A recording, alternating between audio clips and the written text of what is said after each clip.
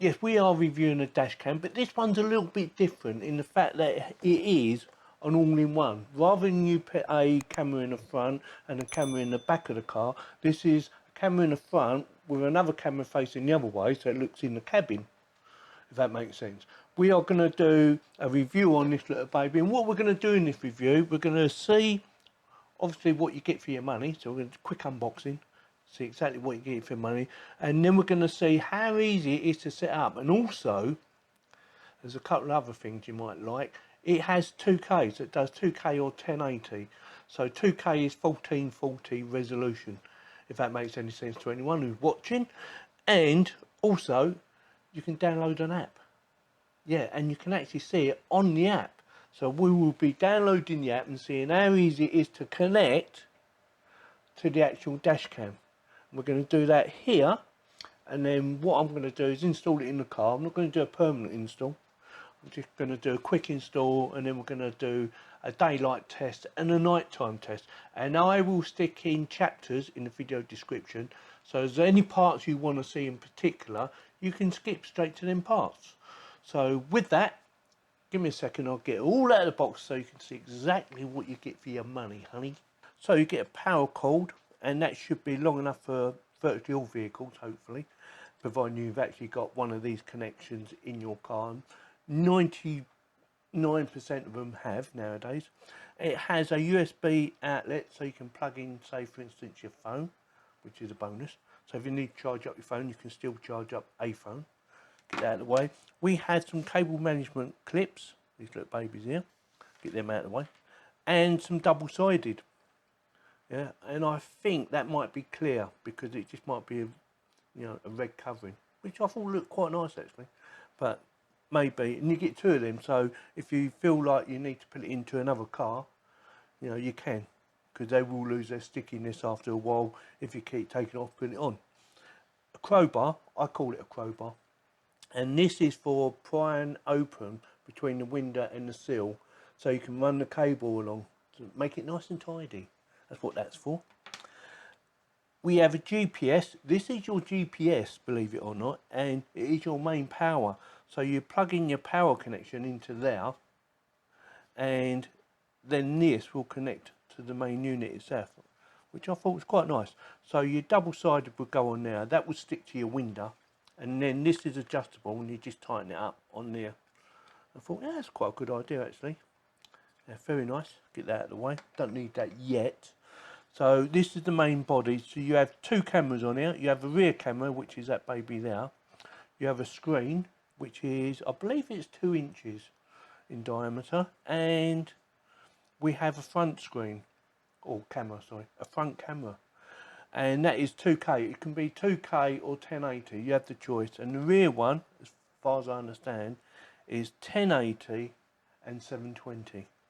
Now then, controls. We have on off, and I'm not sure what the other button does, but I know it's an on off. We have a mic, that little hole there is a mic, and we have a memory card slot, and I've already put a memory card in it because I've had a little practice just to make sure I know what I'm doing.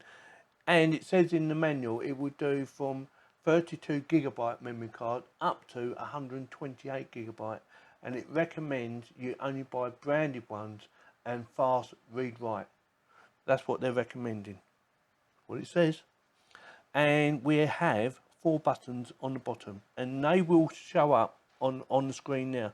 So these buttons, whatever comes up on there, will sync up or line up, hopefully, anyway. Air vents. Oh yeah, one of the other things it does say, should it overheat, has a reset button now. So you need like a little pin to reset it. If it overheats, we will be testing it out. Hopefully it shouldn't do, but it does say they've allowed for, just in case it does, you can just press the reset button and it will bring it back to life again if it freezes up. Right, so with that, let's get her turned on and go through the settings. Don't forget, this also comes with an app, which I've already downloaded from the App Store, and it was quite easy to do. I will be going through that. So for this little tutorial, I'm using a power bank rather than using that, because I'd have to sit in the car otherwise. So I'm using a power bank, so you need to connect this to this, like so, and all you do is just push it on. Easy enough to do. So that is ready to go, and then you need power, which is going to be this little baby here, and it should just start up. Get out of the way. There you go. And that starts really fast, by the way, and it started to record instantly. So let's go through it, shall we? I need to stop recording for now. So press this button. Yeah. So and that should stop recording, which it has. So we have manual and we have Wi-Fi. Yeah. Manual Wi-Fi. Not sure what that one is. Shall we have a look? Like I said, I've had to play about with it. What do you mean, though? You don't have a look? No, let's go through the menu first, shall we? So, menu. You have to pause the recording to go into the menu, if that makes sense. So, recording is paused, so I should be able to press this button here. Right, there you go. And if you want to go into the Wi-Fi, let's come back out of there for a second. Just press OK button. Oh no, back button, sorry, back button. Get it right, Yorkie. So, back button. So, if you want to go into the Wi-Fi and you want to find out what the Wi-Fi number is, if you hold why it's not recording, of course, hold the left button in, it should come up. There you go. Password is 1234 up to 8, and tells you the name and everything you need to know, and you should be able to find that on your phone. Okay, come back out of there. We're just doing the test. Right, and now it started recording. Don't forget, you need to stop recording to go into the menu. So press that, stop recording, quick press into the menu. So resolution, scroll down, press the OK button, and front camera, inside camera, we're going to do front camera first. So it's set on 2K, and that's where I'm going to leave it, but if you want to change it, just scroll down, press OK button. We're going to leave it on 2K. Same as the inside one, press OK. I'm going to leave it at 1080p, but you can do 720, or you can actually turn it off if you want to, but I'm going to leave it at 1080 because I want it left on. We will want to see how good the cameras are, don't we? So press OK, press OK, we've done that already. So just press the back button to come out of it. Loop recording, I recommend, in my personal opinion, you always do loop recording. And you can turn it off. You can do 1 minute, 3 minutes, 5 minutes. I prefer the 5-minute one. So once it's done 5 minutes, it will restart recording to the next time, and so on, until it's filled up the memory card. And then once the memory card's filled back up, it will restart again. So it rewrites over the first one. Hopefully that makes sense. So press OK on that. Wi-Fi, which I talked about in just a minute ago. I'll have a quick look just for the sake of looking. So it says off. I'm going to leave it off for now. And GPS information. Don't forget, this is your GPS. Not sure how easy that is going to be to use. So GPS, and we have 2 signals. I'm inside my house at the moment. So, you know, might not get a very good signal indoors, but in the car, might be a lot better. And that's 3 now, see? 3. So we're getting 2 or 3. So that's your GPS. Come back out of there. Back button. Scroll down, anything else? Display options. Press OK. This would be like, front camera. Right. Display options will be like whether you want on the screen, on the back, whether you just want to see the facing camera on the screen, the rear camera on the screen, or both. Let's have a quick look. Front camera, inside camera, front and inside. I can't make my mind up. At the moment, I'm going to leave it on front camera. G sensor, you can have that on and off. I'm not going to go into too much about G sensor. I've set mine to medium. And motion detection is G sensor is basically, say for instance, a tow truck comes along and starts picking up the car, or someone hits it in the rear or in the front, or say it hits your car, it will start this up and it will record it. And motion detection is, say someone's walking around the car a little bit close, it will pick that up as well. And I've left that off for now. Parking mode, I'm not going to be using parking mode, but you have the option. Not sure how that works, but I'm not going to go into that one because the video is going to be long anyway. Screensaver, I've left that off, but you can do up to 2 minutes. So that's off for me at the moment. Speed units, so you've got kilometers or miles per hour. I'm old school, prefer miles per hour. It's just me. We've got sound recording. Hopefully that's a bit obvious, but quick look, that's on. So that will pick up people talking in the car, things like that. Volume setting. Now, beep sound is either on or off. That is it. There's no actual adjustment of the actual level of sound. And system volume. This is this baby here. And that's on 100%. And I'm going to leave that alone as well. So we have, I think there's 2 more to go. Oh, it's more than 2 more. Infrared light. I'm not sure what that does. I've got a feeling it just works out whether it's nighttime, daytime, distance things, and I'm leaving that on auto. I haven't really read up on that bit. And WDR, I've left it off for now. Right, this is a driver alert thing, which I thought, well, that's quite a good idea. So every hour, 2 hours, 4 hours, it will remind you somehow that you need to take a break. Okay, I've left it off for now because I can't imagine me doing any long driving at the moment. And languages, hopefully that's perfect sense, you know, depending on what language you are. Frequency, right, this is your 60 hertz, 50 hertz. I've left mine on 60. Time date. The time date you might find a little bit tricky, so I'm going to quickly go through that bit. Time date.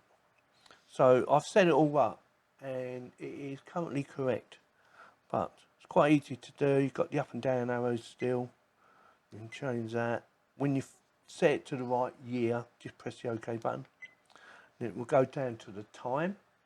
Don't worry about the date, sort that out in a minute. So it's currently 10:07, so you can press OK. And it's 7 minutes past and 6 seconds according to that. So if you want to change it, just go up and down, yeah? Easy enough. Press OK, press OK. And then we can change the month, press OK, and it goes up to there. And that's fine. And then it goes to, actually, yes, month, date, and year. So it's done it the same way as America. That's how they do it in America. In case you didn't know. I don't know. And yeah, just go through that. Job done. When you finish, just press the back button. And that. Video stamp. Now, video stamp is on, and basically that will put a date and time of the recording.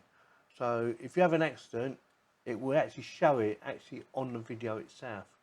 So you don't have to worry about, you know, finding out, you know, the exact time of when you had the accident or anything like that. Hopefully you don't have one, but that is why it's there, and I recommend, me personally, that you have it on. And then default settings, we're not going to go and touch default settings because I've just changed it all to suit me.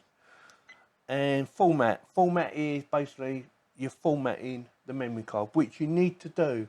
It does say in the book you need to format it first on a computer, which I haven't done, and then format it again on here. I'm going to actually do that right now. So press the OK button, scroll down, press OK, give it a few seconds, and job done. And then obviously the version, which is that one now, and done. So come back out of there. So that's all done. Right, setting up the app. Now I've already downloaded the app just to save a bit of time, and it's called Roadcam. So you need to download that. Just go to the App Store and type in Roadcam and it will come up. It's quite easy to do. But before you do that, well, before you open that, you need to go into your Wi-Fi settings. and you need to find it. And the way you do it is like this. Click on Wi-Fi. I'm connected to my home network at the moment. If you're holding the left button, don't forget you have to stop recording for this to work. Hold it in. It will come up with your Wi-Fi and it should come up on here. Give it a few seconds.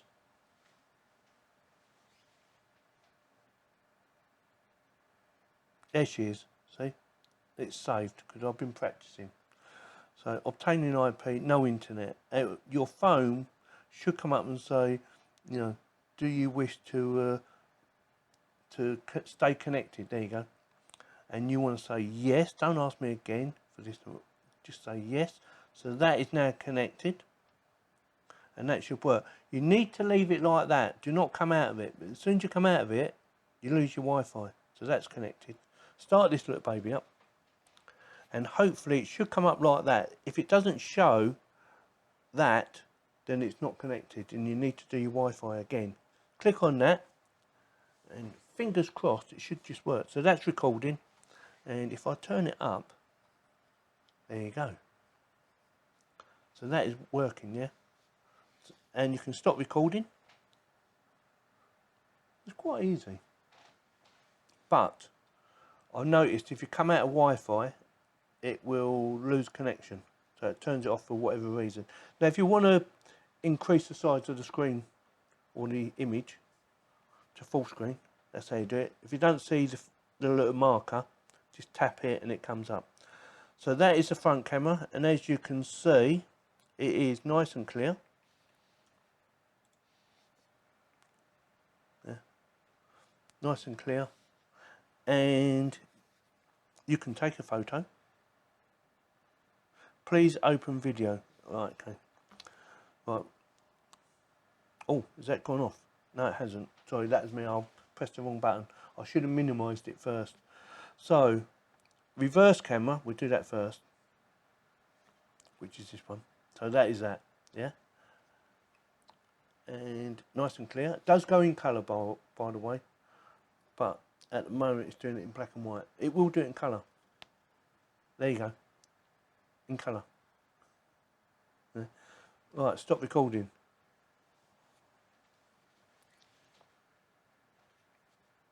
Right, so that's working really well. And that's quite fast, actually. Response time. So back to the other camera. Well, actually, it should do both now. Yep, so you got that one up there, top left, and that one down there. See? You got both. Yeah. It's only because of all the lighting it keeps going in black and white because of, you know, the environment I'm in with all the cameras, lighting and that. So that will do both, come out of that one. I just like the front one, I think. See, nice and colourful. Photo, let's do the photo again. That shouldn't work. Please open video. Don't know why it wants to open video. There you go. And that's done some recording already because we've been playing about with it. So if you want to watch a video or look at the emergency one, it should just lock it. That's how it should work. So anything in there, like you've had a collision, it should do an auto lock. Or, I think it does. It doesn't actually say that in the manual, but I'm pretty sure it probably does. Or you can just press the lock button when we had the thing up earlier. So come back out of there. So if I want to watch one, just press on that and it will play it. And you can hear me talking. So, reverse camera, we'll do that first. See? Works really well. See? And you can do full screen. Quality of image, I mean, that's pretty good actually. I'm quite impressed with that. Yeah? Minimise that again. Go back. Go back again. Please wait. Connecting. Right, we're there. Yeah, we're there. We're there. Photos. We've got no photos at the moment. We haven't done any. Right, I think it will take photos when it's recording. Okay, so it's recording, took a photo. Right, photos, should be one in there now, or two. There you go.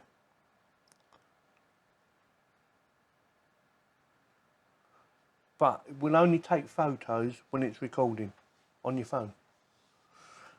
So that works perfectly. I hope you understand the basics. It is quite easy, but something to bear in mind, like I said earlier, if you come out of that mode, it will disconnect off of there, and I will prove it right now.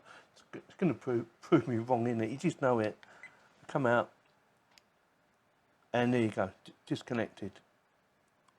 So you need to leave it in that mode when you want it on your phone, okay? And that's still recording, and stop that. If you want to take a photograph, you can do the same on here, which is that button now, as you can see.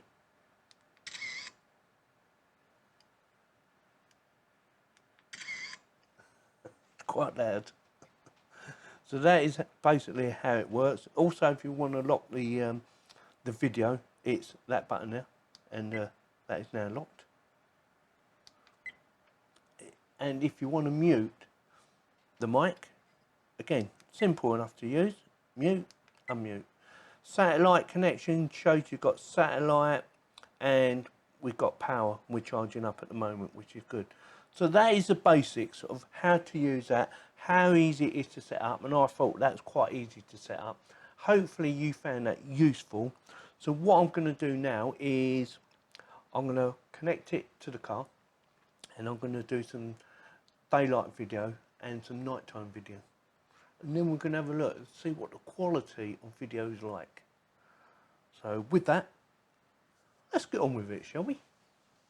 Right, before we have a look at the daytime footage and the nighttime footage, I'm going to show you how to access the actual videos that you've recorded straight on the dash cam without, you know, taking out the memory card or anything like that. And it's quite simple to do, but if you've never done it before, you might think, where do I do it? So here we go. So I'm going to quickly show you right now. So turn it on. So if you've got it in the car, you know, make sure it's powered up and on. Turn it on. Starts up pretty quick actually. I'm quite impressed. And first things you need to do is stop recording, yeah, because it automatically records as soon as it comes on. So stop recording, and then we want the second one in from the left hand side, that one now, yeah, second one. Press that, and there you go.